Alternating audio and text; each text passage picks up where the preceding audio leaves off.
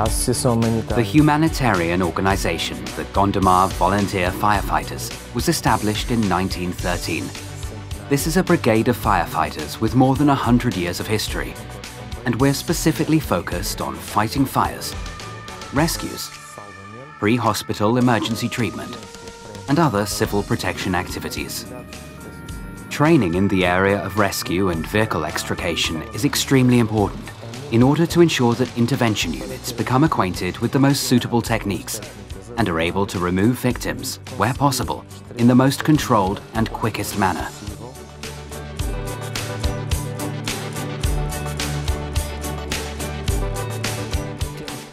We have to set up crashed vehicles, if possible, to afford a greater degree of realism to the exercise.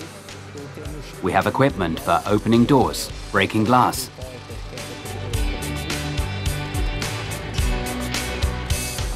During extrication, the personal protection equipment is primarily designed to prevent incidents if there are sharp objects or objects jutting out that could injure those working.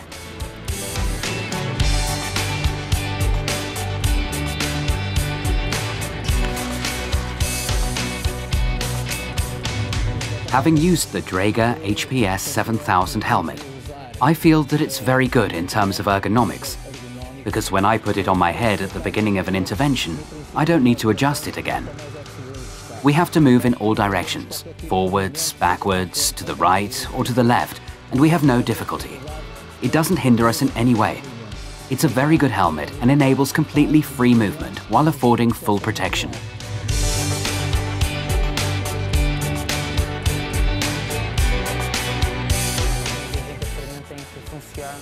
In my opinion, the pre-hospital unit and the rescue and extrication unit have to work towards the same objective and in symbiosis. Initially, they're charged with securing the area, and we will need them to open a passage to reach the victims.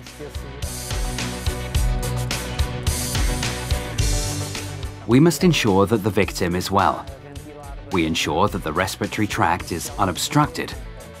We ensure that they're breathing correctly and that there are no circulatory problems. And the analysis of these three areas will determine the manner in which we want the head of the intervention to extricate the victim, either quickly or in a slower and more controlled fashion.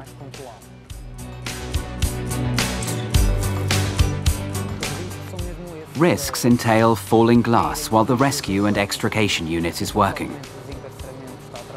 They work with material that could hit us and cause a head injury. That's why the pre-hospital units use personal protection equipment, specifically a helmet.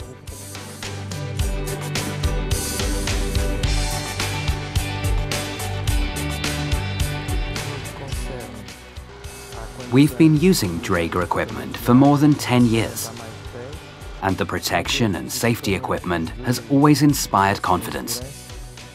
They are robust and have proved very reliable in our operations.